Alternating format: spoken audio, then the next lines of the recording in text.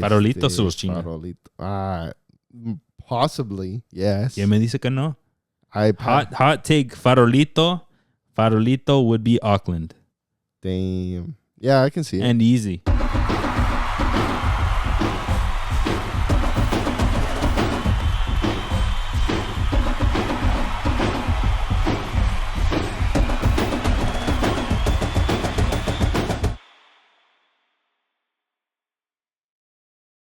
¿Qué onda, mi Cesar? ¿Cómo andamos? Aquí andamos chingándole nomás. Cansadón, calentón. Calentón, eh? It's hot out. Yeah, it's hot. It's like 87. It was 87 today in Hollister, at least. Acá 95 probably. I didn't even notice it until llegué a Hollister, porque en el trabajo pues hay AC, ¿verdad? Ah, qué bonita es la vida. Y luego me bajé del carro y dije, chingaos. ¿Qué? ¿Por qué tan caliente aquí? ¿Quién le prendió el calentón? Turn on the brightness too while you're at it. No, see, it's been warm out here, folks. Welcome back to another episode of Golsided, episode 154. A whole bunch of logistical stuff to get through, folks. Bear with us for a second. You guys have seen our giveaway. We're giving away Monterrey versus River Plate tickets for this Saturday. Yeah. And it's been popping off in the comments. Oh, it has. It's been going off. Got like 100 comments in there. So comment. So you have to tag, follow us, unlimited entries. So Chingenle. Get it. We got one more day left, so you guys will probably be hearing this like Thursday morning-ish. We'll probably do it at some point in la tarde Thursday. We'll punch in some numbers and get an output of a winner. So you guys can go have some fun in Los Angeles. Nomás llévense tapadera, algo, hat, big sombrero, because it's going to be hot. Sunscreen, tomen mucha agüita o chela, lo que prefieran. Pero va a haber aguante. Va a haber good vibes. That's going to be a good match. Monterrey versus River Plate. Yeah, the Monterrey versus Inter that we'll talk about was se miraba chingón. También River Plate against Urawa Reds. They had a pretty easier matchup, but they won. I think so. I don't know. But a couple other things. I'm going to be in Seattle. I know, man. Not for any of the matches. But just to go have some fun, going for a wedding, and then it's the boy Pedrito's birthday. Hey, shout out Pedrito. Shout out Pedrito. I don't know if I'm going to see him because our wedding is, as I told you, it's super far away. God damn. But we'll try to make it happen. But I wish we were there tomorrow. There's a game. I think Sounders is second match. PSG plays Sounders. I don't know. PSG plays Sounders next week at some point, and then Inter plays somebody there. Uruguara. Yeah. Because Inter's it's going to be a freaking good matches. You know, I go perfectly when there's no games. And then it's your jefe's birthday. Yeah, it was his birthday today being Wednesday, the 18th. Pero cumpliendo el tostón.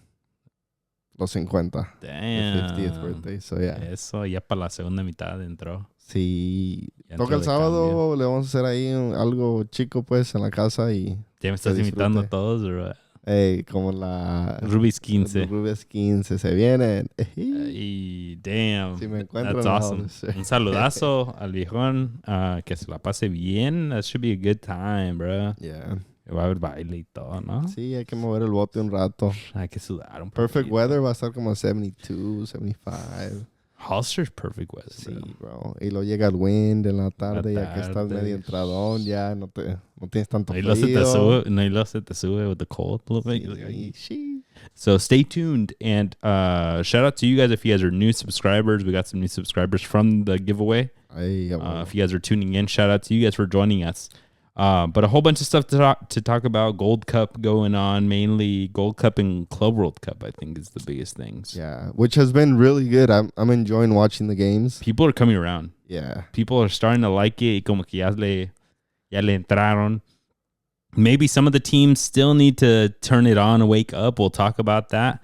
But I think the fans are bought in on it. The smack talking is there. The hate watching of Madrid. All these things. Yeah, the different stories of fans coming around. For real. All the international fans always make it fun.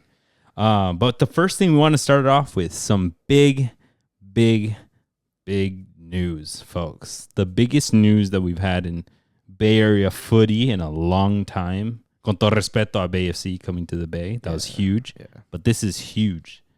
John Fisher, arguably the most hated sports personality in the Bay Area, maybe even the world. Maybe in the country across all sports. For sure, maybe in the country. But for sure in the Bay Area, the most hated sports person. Owner of the A's, everyone hates, moved them out of Oakland.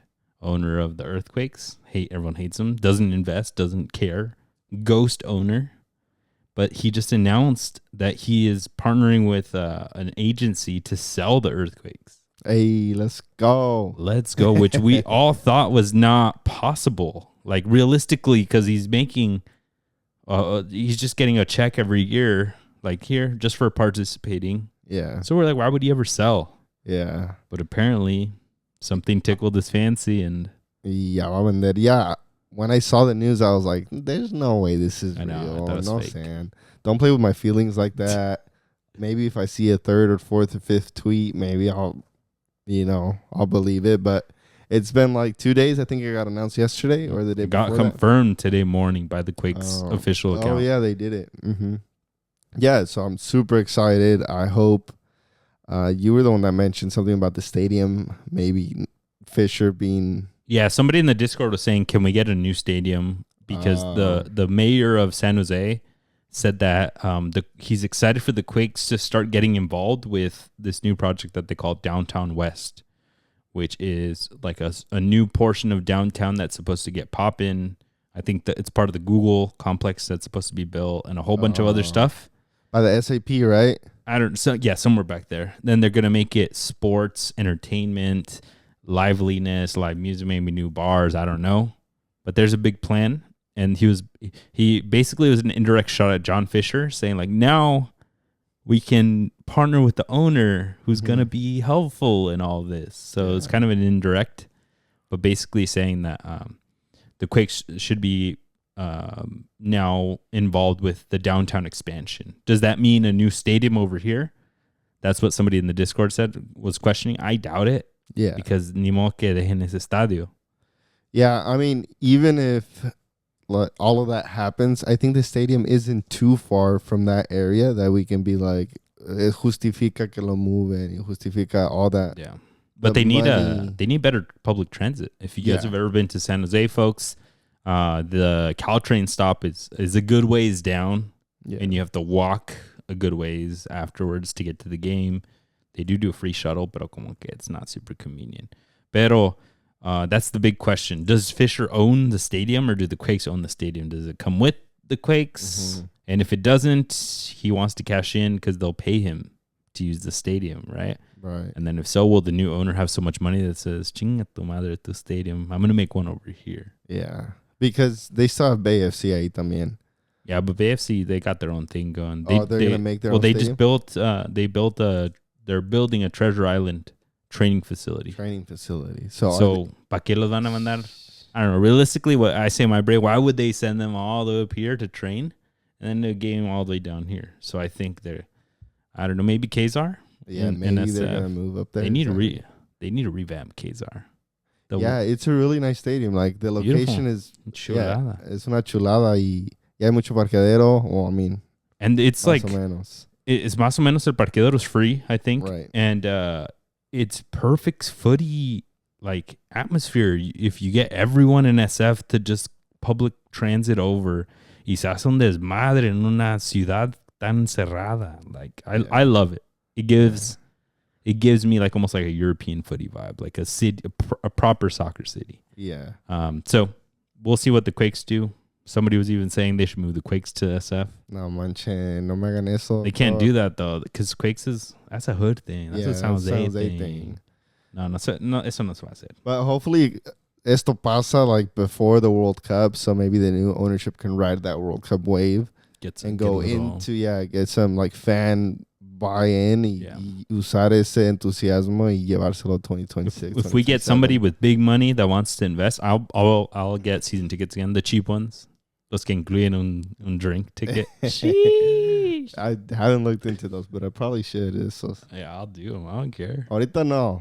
Más al rato. Who do you think who's good?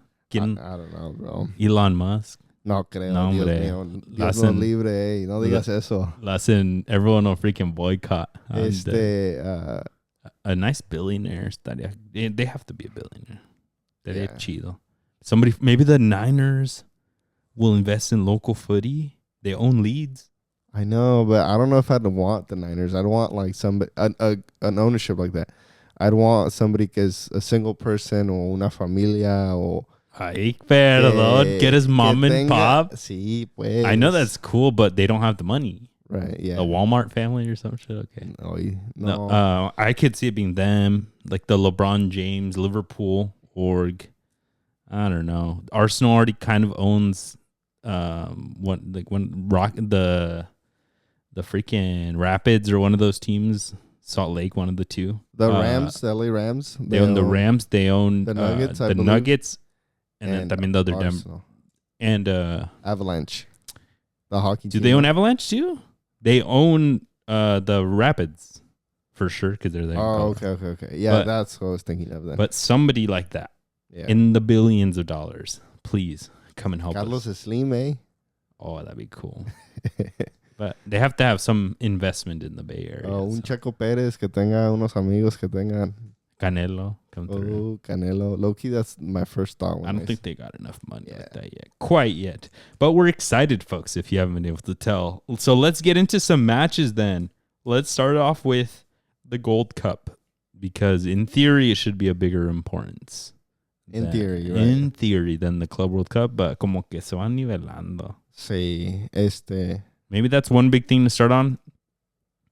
There's a big argument about like the Pulisic thing not coming. That they don't see the Gold Cup in the same way that they see Euros and that they see Copa America. But it is, in theory, it's the same tournament. Yeah, I get that. Thing. But it's just like the fan base, like the history of things, no? Aquí miras un Haití contra Curazao y no se en el estadio. That's a good game, though. That is a good game, yeah. Pero that's my point. También it's kind of watered down because they do them all in the U.S. Right. And la Conmebol, imagine, remember when they did them in Chile, when they do them in Argentina, and the craziness, they do them in Brazil, Maracanã gets crazy. The Euros is in a different country every year, and Germany this past year is crazy. But aquí siempre in the U.S. Yeah, and the U.S. is just so big también. Like, it's hard for people to travel like that. In Germany or in the EU, it's easier to travel entre naciones, in between, like, countries. Yeah. So, no, but in theory, the Gold Cup should be a lot bigger than what we, I think, feel that it is. But it is going, folks. The two big ones that we want to recap a bit, Mexico and the USA. A ver cómo van. Mexico, just to kick it on off, they played against the Dominican Republic. They ended up winning 3-2. They were up pretty easily, 2-0. They were up 3-1 at a certain point. Como que everything was happy-go-lucky. And then, in all honesty, the Dominican Republic started making a couple of subs. The one that I really liked was Edison Ascona. He's Las Vegas Lights, but he was ex-Inter Miami. And Jorge Sanchez was having a tough time with this little dude. He scored a goal. Y como que se prendió la cosa de Dominican Republic. They were looking good. Yeah, I think at least I gave him a lot more credit than they were due before the game. I was like, I think this Dominican Republic is going to surprise us porque in the commentators were saying that a lot of these people or a lot of these players are based out of Spain. Donde han jugado básicas como de Castilla, donde han jugado en la primera división o en la segunda. We do have some players from like the USL, like you said. But I think overall, they were very athletic. They were fast. Y no tenían miedo. No. Like, they would take players on. Tenían unos huevitos, como dicen. In the first half, I felt like they respected Mexico a little bit too much. Mexico scored 2 of their goals de cabezazo. Right. Edson Alvarez's goal, and then Edson Alvarez's goal off of Cesar Montes' head, off of El Cachorro. So they gave it to Cesar Montes, the third one. So también para decir que Mexico is building up so much and was making these beautiful goals, tampoco el de Raúl Jiménez was pretty cool. It was the only one that came from open play. And it was good to see him and Santi link up. We've been asking for this. First goal we've seen where they actually link up. Mm-hmm. That's huge. Good for things to come. But the other 2 goals, didn't really do much for me. And then Dominican Republic's able to hit back and they stay in the game as close as they can and casi le dan susto at the end. Mexico at the end was honestly kind of holding on for dear life. Malagon wasn't looking super secure towards the last 15 minutes with balls in the air because they kept getting corners and stuff like that. Jorge Sanchez, like I said, was getting torched by Ascona. So a whole bunch of things to really look out for. Any thoughts overall on the game? I mean, it's like you said, el portero que no pueda salir a cortar centros, a cortar tiros de esquina, it's probably the worst thing that can happen in the last 5 to 10 minutes. Yeah. So because they, so especially when it's a 3-2 like this, it's really uncomfortable. Y es pa todos. Porque if you're Mexico, you're recognizing your goalie's shaky. And if you're Dominican Republic, you keep pushing. Yeah. Hasta que algo te salga. So that's one of the bigger shout-outs. Also, Reyes and Montes. Yeah, Montes, quote-unquote, scored. Pero that pairing, at least with Montes, it seems very, like we said in the last episode, one mistake away from losing that, starting position. And that's how we still feel after this game. Yeah. In the second half, they moved Edson back. If you remember, he and I still don't love it with him and Lira there because they always drop a little bit too deep for me. But in the second half, Edson was like straight up trying to win it for Mexico by going all the way to center back. They took out Israel Reyes and he moved back there. Y como que se hizo un poquito más difícil la cosa with Edson back there, just trying to hurl the ball out towards the end of the game. Yeah. And that's what like Fútbol Picante and Tu DN were kind of calling out big is like, how are we playing a baseball nation, con todo respeto? The Dominican Republic is a growing football nation. Yeah. They're a baby. They're barely growing it. And we're asking the ref to finish the game at the end. Like we're pleading it. Like, I want us, please, just end it. Give us the 3 points. We'll move on. Yeah. So I think a whole bunch of things to call out. I don't love this 4-4-2. Yeah, me neither. I'm still not loving it. It's a waste. Because I think it's just trying to put out the best players that you can with Santi and with Raul Jimenez, but I don't think it connects them in any way, which is the big reason why you want them out there. De que te sirve to have them both out there if they're not connected? I think you need a player in the middle that does that. They don't have it right now. Or it's not starting at least.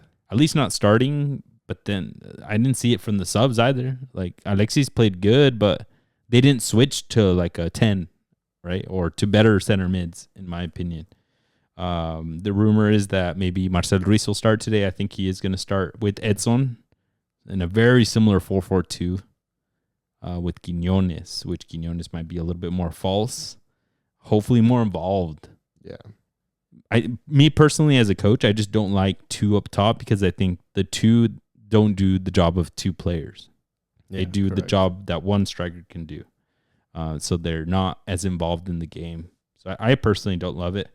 Some call-outs for the game, good positive stuff. I mean, Edson scored 2 goals. Yeah. Something we don't see. Getting that confidence up in the air with 2 headers. Yeah. Santi Jimenez assisting or being involved with Raul Jimenez is another positive in my books.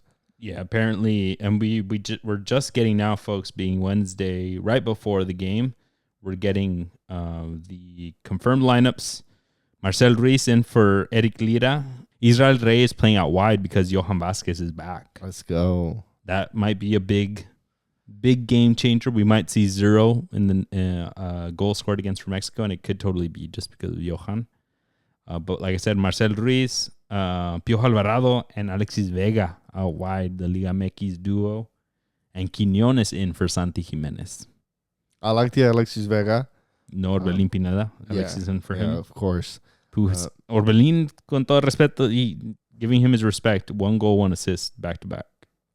Yeah, I'll give him that. But I'm still not a big fan of him after so many years with la Selección Mexicana. I like this Alexis Vega. Roberto Alvarado is good, although I do want to see somebody else. I do want to see like a who else can play that? But no, on the right, technically Quiñones, right? On the right, technically Quiñones. On the right, technically Chino Huerta, even though they're more on the left. But the right is all there. The right side is all there for Piojo Steiki. Yeah, it's up to him to to take the spot or to lose it. But the one that lost his spot, Eric Lira, to give Marcel Ruiz his chance. Everyone's going to love that. But I think the key might be maybe putting them together. But you have Edson there. Yeah. Everyone's screaming for Edson at center back now. They're following my agenda.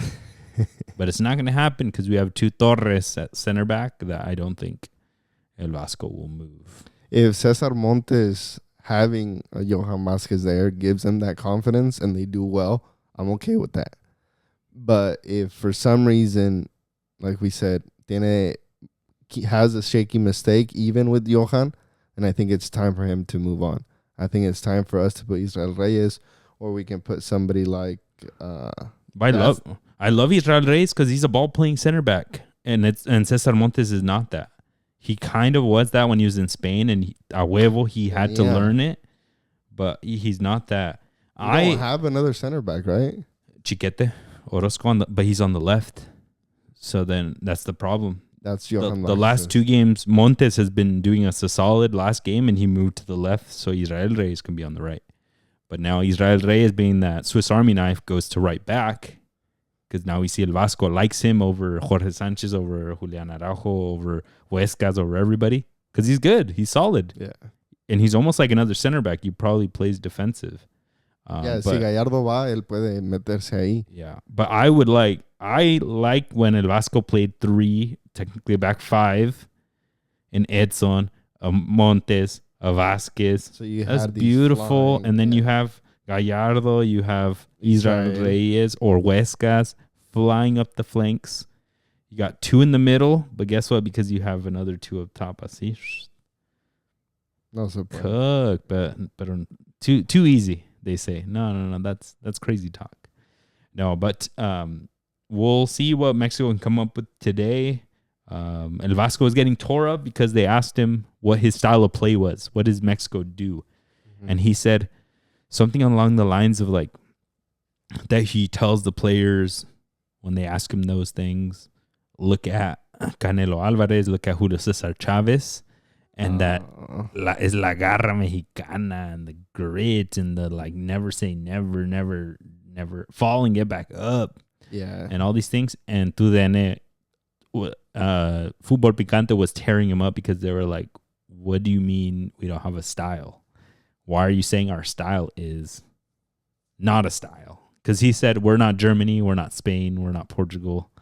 And like, como que dejó un sabor amargo that he was like, people were like, why can't we say we are like, I don't know, possession based or something? He keeps getting these questions que nomás no puede contestar. And he's generally been really good with the press. With the press. So now he had the big blunder with the protests. Yeah. Where he came out and said, I don't know. And then Edson came out and he scored and he freaking did the celebration where he kissed El Escudo de Mexico and was like, shh, like, we're with you guys. And then even El Piojo Herrera came out and said, well, he came out.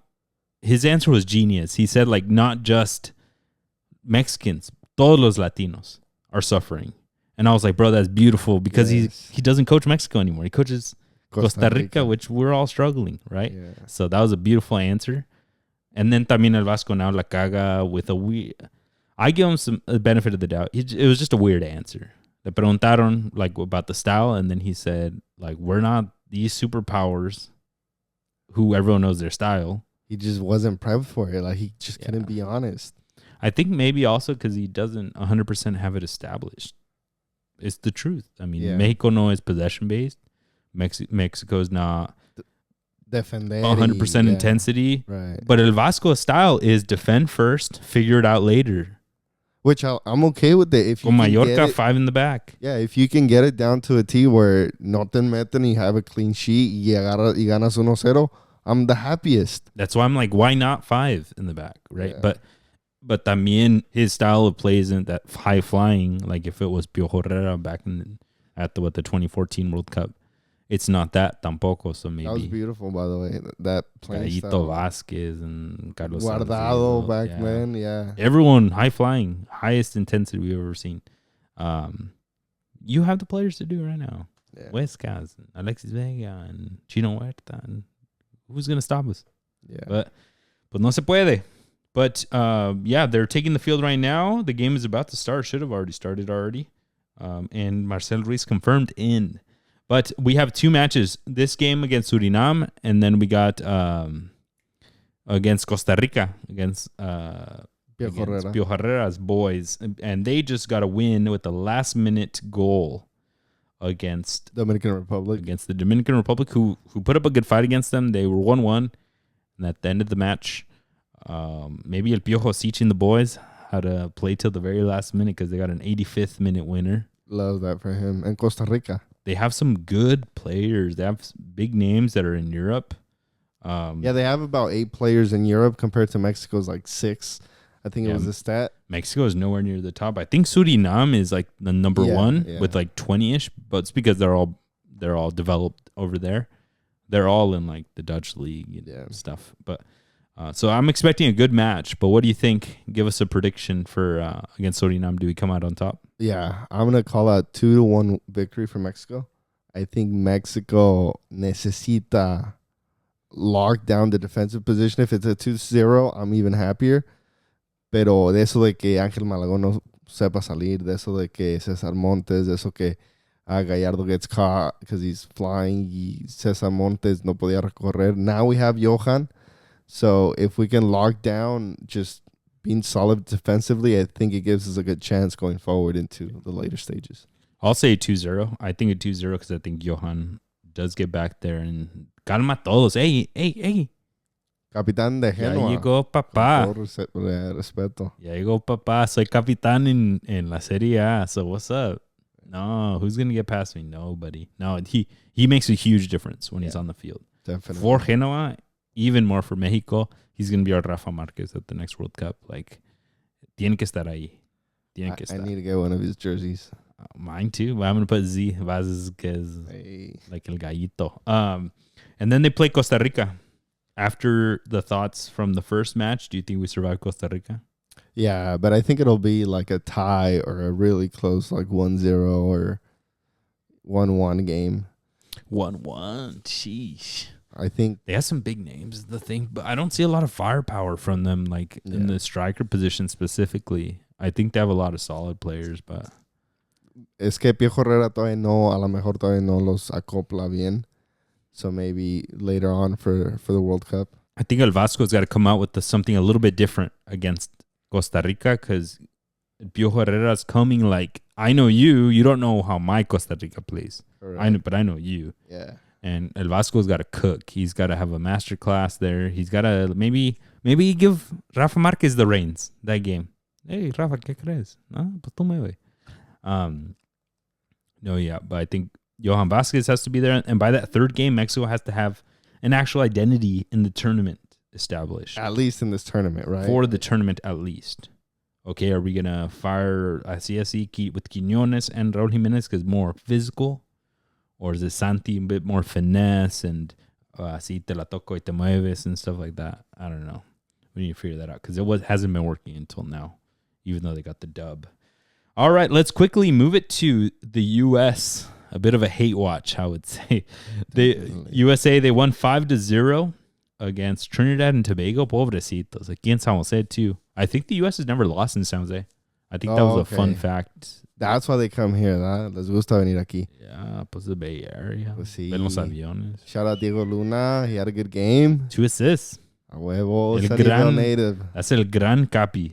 Sí. That's Captain America right there. Yeah, the way he scored assisted was the pure hustle. Like esa mentalidad, esa picardía, como le llamaron on social media. It's that like Latino in him. Mm-hmm. Con todo respeto. He's got that dog. Yeah, definitely got that dog, that hood in him. No, for sure. He's got that hood of Sunnyvale, California in him. Malik Tillman with the brace. Aguiman, the striker.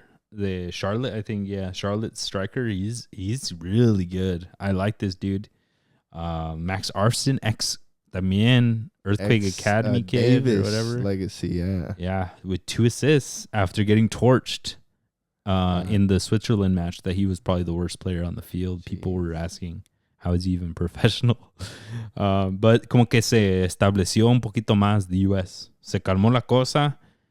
And sometimes it takes that shitty JV team from 3 towns over para darles una paliza, so your team can kind of fix themselves a little bit. Agarrar poquita confianza and kind of just have a clean slate going into this tournament.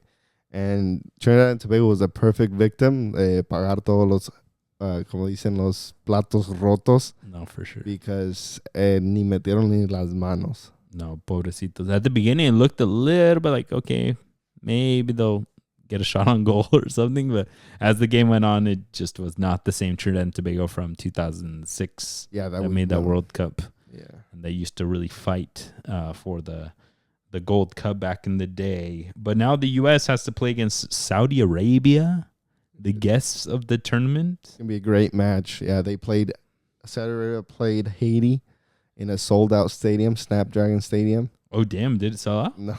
There was like 6 people There's there. Nobody there. Bro, all the games that we're watching this summer, like half of them you look and it's empty. Yeah. Pachuca and Cincinnati, empty. Urao, the freaking that South African team against the other homeboys. Sundowns, algo así. Yeah, that shit had negative people there somehow. Like there's just the people working. There was literally the people working didn't even show up. Like it's bad out here, man. No, if it's not Mexico, if it's not kind of the U.S. playing, even the U.S. here, to be fair, wasn't. It's bad. Yeah, here it was pretty empty también. Yeah. And the cameras only show like the front row. They're like, hey. Nomás aquí, miren esto. No, for sure. So the U.S. plays Saudi Arabia, who all started off. Hot take, I think they can drop some points against Saudi Arabia. Yeah. I can see Saudi Arabia taking first in their group. And then they play against Haiti to bring it on home. So give me some predictions for those 2 matches. I'll give you a 3-2. Saudi Arabia wins over the U.S. And then USA scores like 4 against Haiti. Haiti's pretty good. They're not bad, but they lost. They lost against Curacao like 5-1. So I could see that. Yeah, Haiti's not like how we've known it's like Haiti, Trinidad y Tobago, que son kind of esos equipos medianos que le saben dar pelea a México y a Canadá y a Estados Unidos. But it's not the same level that they once had. So I was actually watching the first half of Saudi Arabia against Haiti. Haiti, they're trying y corren y dale, pero luego se meten offsides like half of the time. The quality, you can see the quality difference. And against the U.S., you'll see it even more. But I think I'm aligned with you. I see a win for Saudi Arabia. I think it'll be another blunder for Mauricio Pochettino. But who knows? Does the U.S. get more brownie points with you after that 5-0, or do you think it was just it's just a wash? Just kind of the motions. Half and half. It just feels like Trinidad and Tobago was way too easy of a target, but at the same time, like seeing Diego Luna hustle out there, Mark Afston, like you said, de tomos te da esa confianza.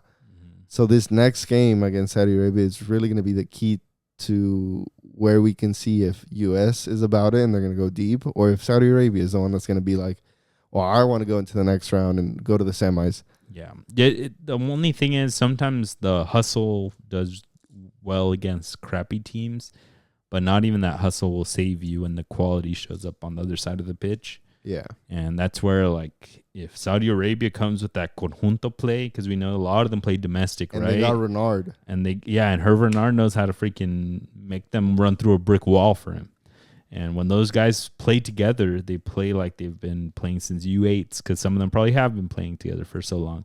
And that can be really deadly against a team with good talent like the U.S., but that's never witnessed that before. Yeah, the only caveat that I do have for Saudi Arabia is that a lot of their players are playing in this FIFA Club World Cup. Yeah. The Al Hilal and the Al Ali. Yeah, I saw Al Hilal. One of Al Hilal's wingers was killing it today against captain. Against Real Madrid. And I was like, my guy, your country needs you. What are you doing? But he was balling. Yeah. He's even got the freshest cut in the world, too. I was like, damn, this fool knows he's a baller. So, yeah, I don't know. We'll see in this next game. Yeah, okay. No, yeah. Maybe my hot take will still ring true that the U.S. won't make it through somehow. But we would need a miracle from Haiti at that point.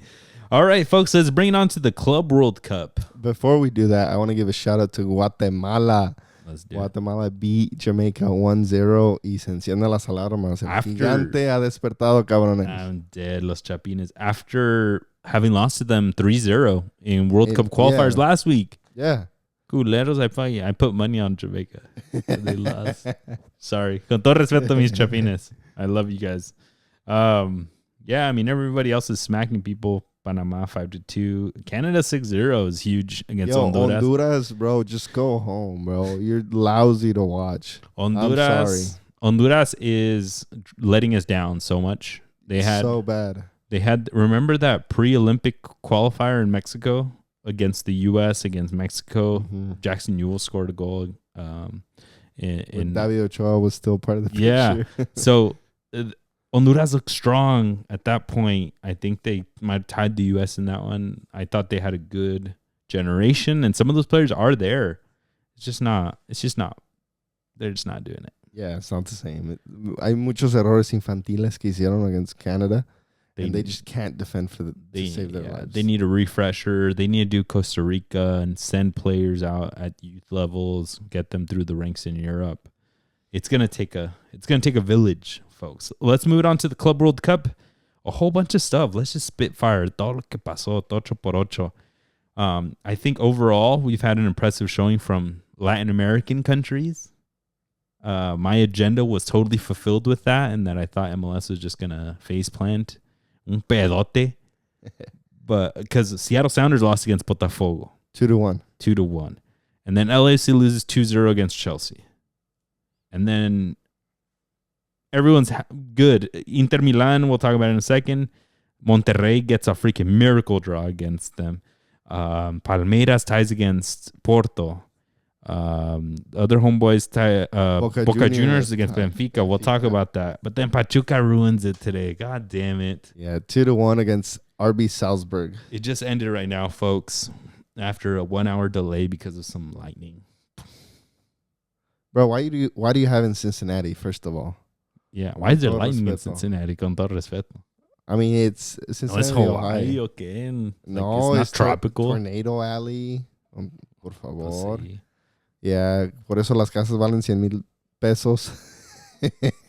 Yo, the baby got that shit out. 0% down. Move over here, he said. 0% down. Guaranteed work with your house. No, pues está cañón la cosa en Cincinnati. ¿Quién va para allá? But yeah, Pachuca unfortunately lost. El Cotorro Gonzalez. Let's just start there. Cotorro Gonzalez gets the 1 goal for Pachuca. Hey, okay. It's really all we can call out from them because that's all they did. But my Chivas home. No, they already got him. Oh, they did? It's confirmed. Oh, my God. After the Club World Cup. ¿Por qué? ¿Por qué hicieron eso? Because ¿Para qué se va para allá? He should have gone to Europe, yeah. Sí. But he's a little bit undersized, no? A little bit, like, stocky. Like, a little not... Bro. He's so good. I'm so happy Chivas got him. Pero como que no me da el... Bro, a bunch of Argentinians are short también. Yeah, but Marcos Acuña, one of them, right? He's at River, was at Sevilla. Exactly. He's bulky, cabrón, así un tamal. But también con el center back pero es diferente. That fool's a freaking líderes, así son.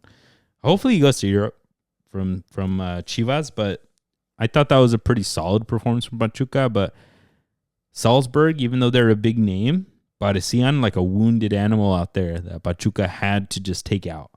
They had the opportunities. Rondon hit like 2 off the post.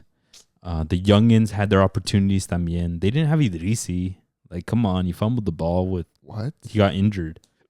So, también ahí les hizo falta algo, but they needed these 3 points. They need at least 1 out of this, and you didn't get any because Real Madrid dropped the point. Al Hilal only got 1 out of that.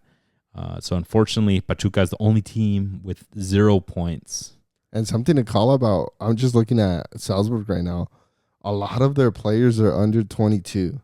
Yeah, I don't know what's going on with that. You guys let us know in the comments, but I don't know if they sold all the older ones, or did they not bring them, or on their vacation? I think it's just like part of their pipeline. Like they just... I know they've been sucking the past couple seasons, but didn't they have Xavi Simons a couple seasons ago? That was Leipzig. That was a while ago. That was Leipzig, though, no? Leipzig, yeah. But I swear Salzburg had bigger names. They had one of the Aronson brothers. Like what's they going had on? Holland back in the day. Yeah, what's going on with the? No, I think that's just how they do it. I think that's just their system. They keep one or two or three players that are. I thought they had bigger name players. Y no se veía nada. Ahorita. You're probably confusing Leipzig. No, I thought they had at least something, but no. I mean, the dude that scored the goal, the Israeli international. I mean, tampoco. I was like, who's that? 21 years old. We're all talking about him, and I was like, who's that? ¿Quién es? ¿Es importante o qué? No, but let's get right into some of the matches. The biggest one of all is Monterrey versus Inter Milan.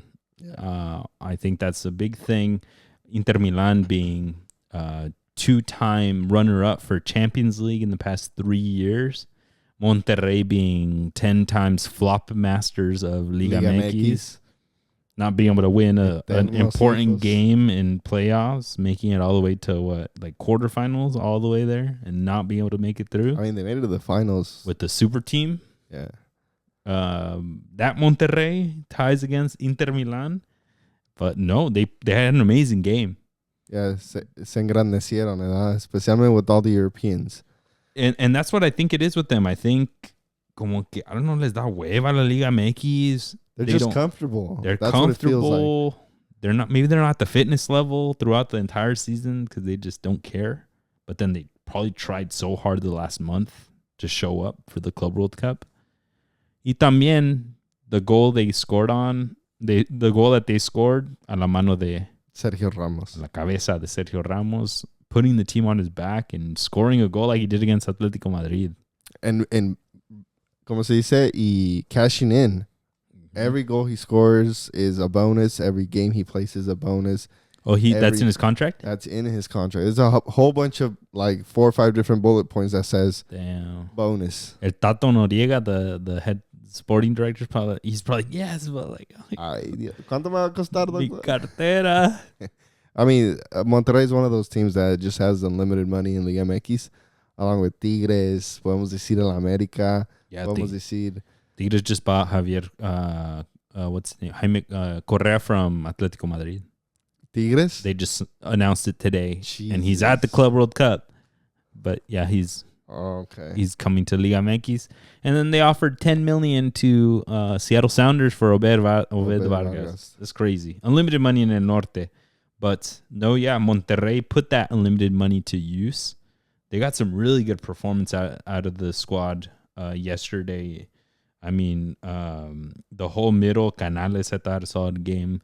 Oliver Torres, who I've been hating on for a long time, put the assist on the corner. Yeah. But Sergio Ramos with the biggest performance, putting up the goal. People were making jokes that, he has 93 or whatever tatted on him because it was the 93rd minute, the header. That's why he has it on his head. Oh, okay. That he was going to get the minute that he scored on Inter Milan tattooed on the other side of his head. I'm dead. I was laughing so much. Pero, I mean, this Monterrey, if they can tie Inter, they have a pretty good shot in making it into the next round of games. They have River Plate next. That's good. That's huge. Which is going to be the deciding the giveaway. It's going to be an amazing match. Yeah. It's going to be a huge one. And they both have barras. They both have their big crowds. They're going to be in LA.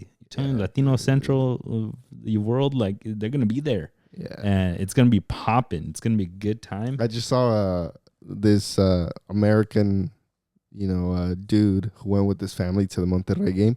He's like, it's the best time of my life. I know very little Spanish, but the way the Monterrey fans treated him and his family was like something else. Like, it looked popping. It looked just as fun. The other probably most popping one was the Boca Juniors crowd at the Benfica game. Boca Juniors. The Palmeiras one was actually pretty massive It was pretty dope. At Seattle too, huh?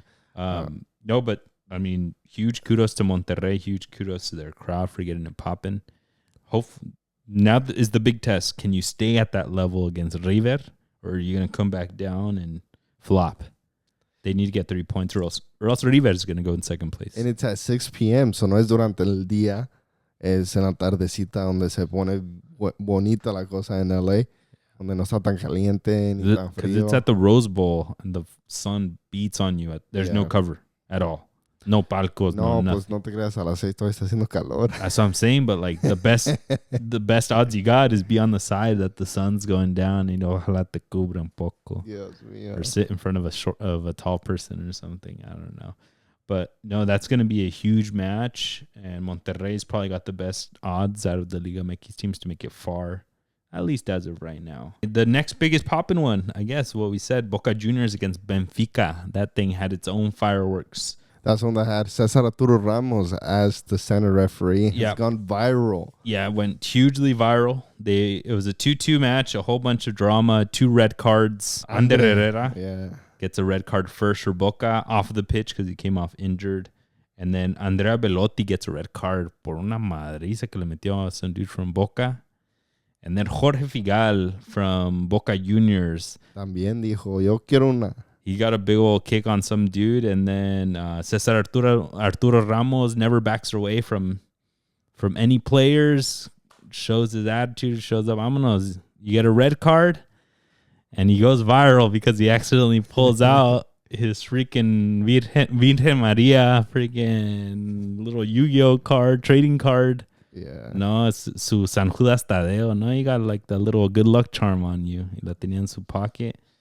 Accidentally pulls it out and shows it to the player. The game was so intense que ni esculcó, nomás la sacó y dijo, vámonos, roja. I mean, I would have thought he'd have it like in a pocket that he doesn't. That's grabs. I know, but like he should have asked for like a custom made one with like an extra pocket para esconderlo.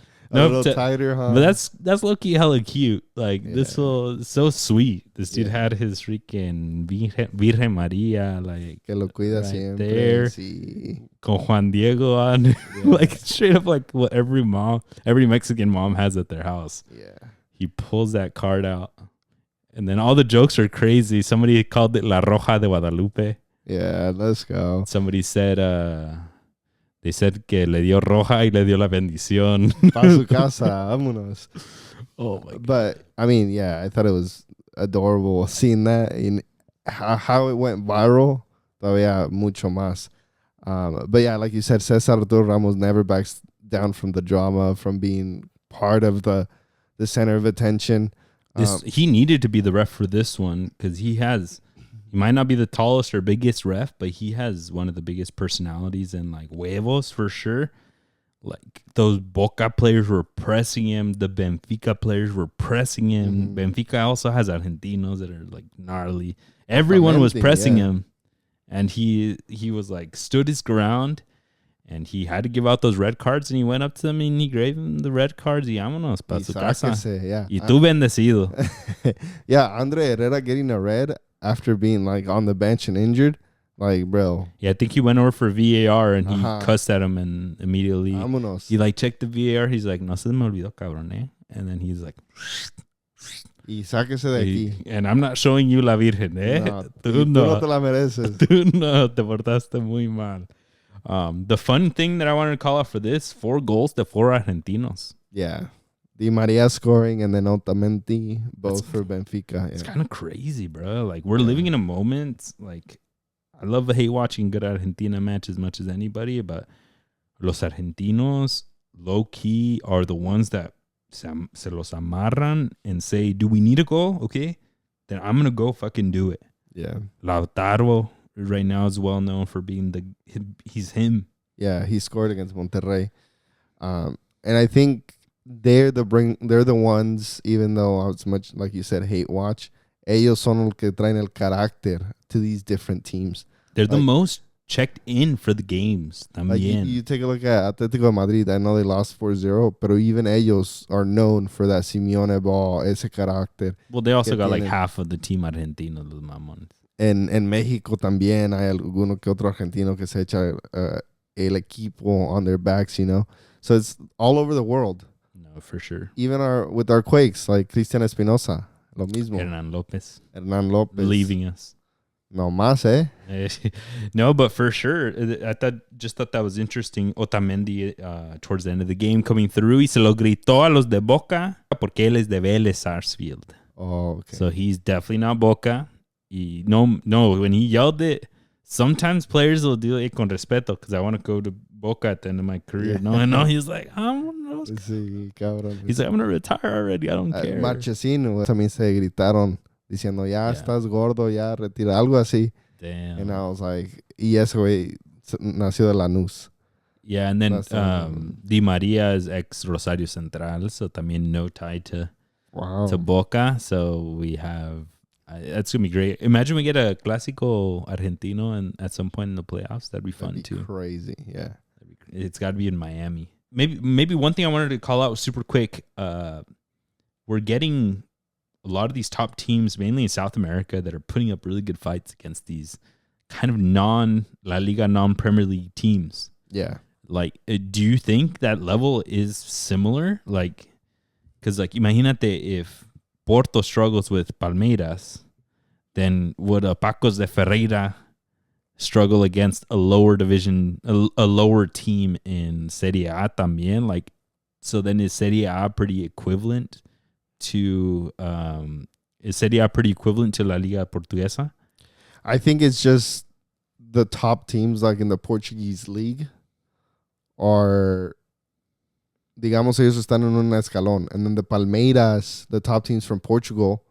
From Brazil, todos ellos están en un escalón más abajo, but I think the gap is closer than we think. Yeah. And you keep going down the Brazilian league, and I bet you un Bahia le gana a un equipo de media para abajo en Portugal. Yeah.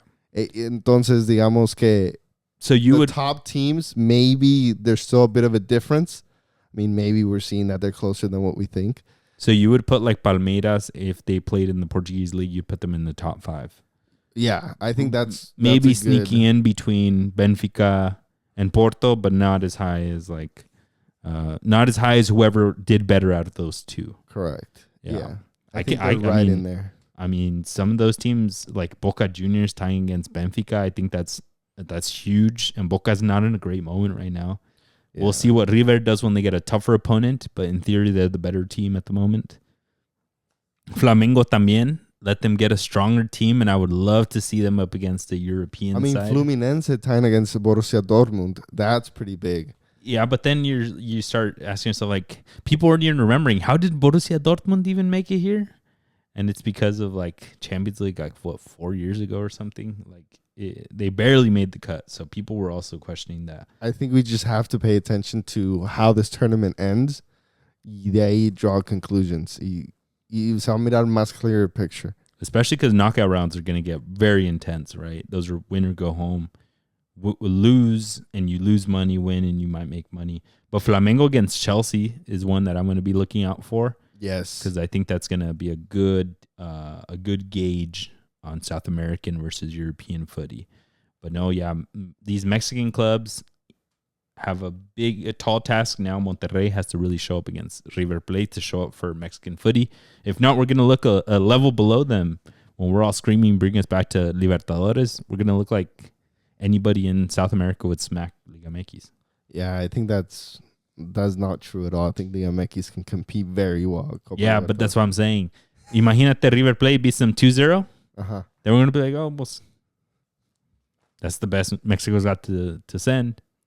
I see. Because America doesn't show up at the international stage. Fuckers. So, ¿qué onda? Pero también en el Boca Bayern is another big one. Ahí sí vamos a mirar. No, pero una pinche madriza que le van a meter. Oh, my God. Ni quiero ver eso. No.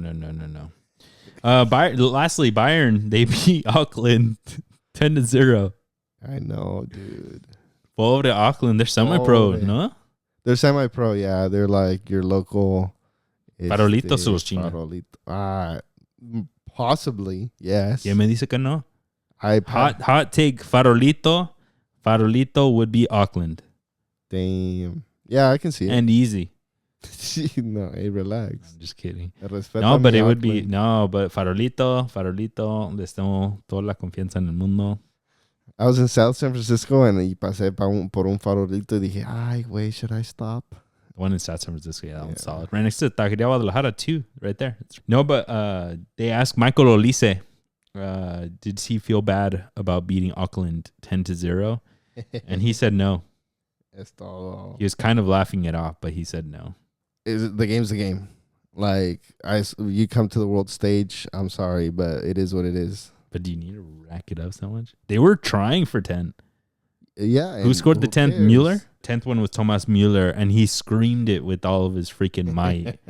And I mean, he's retiring, right? So, like, déjalo al viejito. But I felt that was a little too much. Even in the kids' leagues, 7-0 is the mercy rule, my guy. Yeah, but you get scored on 10. You get scored on 12. Yeah, but está bien. Aquí we're grown men, okay? They should be, I mean, in all honesty, hey, if any of the Auckland players don't want to play next season, cuando vayan al Club World Cup, que me manden a mí. Hey. Que me metan 10, 12, no le hace. Pero they should have parked the bus, bro. They should have done the freaking 9-1 formation. Yeah. 5. You got a draw. Let's go. 5-5 formation, bro. Yeah. Vámonos. A la casa. Take a nice 4-0 home, and that's it. Damn, Juventus 5-0 against Al Ahly. Let's go. We cooked. I did a Juventus minus 1.5 goals, and we definitely cooked that. Join the Discord if you want to see my plays, folks. I got a daily play in there because your boy is bored and doing some DJ and shit. All right, Cesar, bring us on home with some games to watch. We got Mexico against Costa Rica. We got Miguel Herrera against Javier Aguirre, two iconic Mexican coaches going head to head. A winner will probably end up in first place, going to the next round with the better seed. Y que gane el mejor. Va a ser un buen juego. See, a ver si no se agarran a madrazo on the sidelines. Está bien, They're both temperamental. We're here for it. Let's do it. It's going to make for good TV. Honduras versus El Salvador from my side. Huge match for both of them. Honduras already se comió 6 against Canada, but their big matchup against each other is going to make or break the group. El Salvador has Canada right after, and they dropped points against Curaçao. Yeah. So they really need that matchup against Honduras. Because they've been planning to grow their footy, and this is supposed to be their big Gold Cup to get back on the footy stage, and it's kind of not happening. It's kind of been a dud, to be honest. In San Jose, too. We got Flamengo against Chelsea. We got one of Serie A's top teams against top European team like Chelsea. Will we see Serie A and these South American teams competing against Premier League teams, against Benfica, these Portuguese teams, or will Chelsea just be too much? Totally happened. I got Real Madrid versus Pachuca. Pachuca trying to get their payback after losing 3-0 in the Intercontinental old World Cup that happened 6 months ago. Pachuca, after losing against Salzburg, really needs the points. Real Madrid is wounded right now. They don't got all the stars there. Mbappe's been sick. I don't know. Maybe we get an upset. We'll take it to River Plate against Monterrey at the Rose Bowl. And Sergio Ramos and company surprises and beat this River Plate, who beat Raw Red from South Korea, which has a really cool fan base, by the way. They showed up. But this is Monterrey's test. If they can beat River Plate, they're most likely going to go into the next round after tying Inter Milan. So big game for Monterrey and Liga MX, because as we've seen, Pachuca may or may not have a good Club World Cup. So we'll have to wait and see. Lastly, I got Inter Miami versus Palmeiras. It's not going to be any easier for Inter Miami. After Palmeiras, they would have Porto, so they have to get some points from some of their closer-ish rivals. But Palmeiras is going to be a really tall task, and I can also see this being another one of my hot takes of Inter Miami not making it out of this group at all. It's going to be a tough one for Messi, who's been slowly showing a little bit of decline. People have been calling it out that como que the magic's not there. If his magic's not there, Luis Suarez's knees aren't holding up. Yeah. Busquets is not looking too great either if Messi's not looking great. And it's not looking good when Cristiano's actually doing well for his country. I'm dead. So, where did that come from? Hate what? They're always comparing each other. So that's what it is. All right, bring us on home, Cesar. Thank you guys for tuning in. As always, join the Discord. Join the giveaway we're doing for the Monterrey game against River Plate. Tag your friends, share, subscribe, like, all that shebang, and we'll catch you guys on the next episode. Peace.